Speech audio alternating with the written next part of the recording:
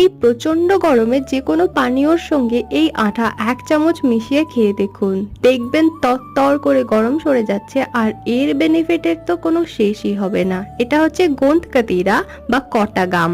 এটা আপনারা ফ্লিপকার্ট কিংবা অ্যামাজন কিংবা মিশোতে পেয়ে যাবেন। আমি ফ্লিপকার্ট থেকে 110 টাকায় 100 গ্রাম কিনেছি। তো এটা না শীতের জন্য একটা আসে, সেটার নাম শুধুই গোঁদ, আর এটা গরমকালের, এর নাম হচ্ছে গোঁদ কাতিরা। এটার কিছু অংশ নিয়ে আমরা জলের মধ্যে ভিজিয়ে রাখবো 3 থেকে 4 ঘন্টার জন্য কিংবা ওভারনাইট। তারপরে দেখুন কিভাবে ফুলে যাবে, একদম জেলির মতন হয়ে যাবে কিংবা বরফের মতন। এর নিজস্ব কোনো টেস্ট হয় না, এটা আপনারা যে কোনো পানীয়র মধ্যে দিতে পারেন।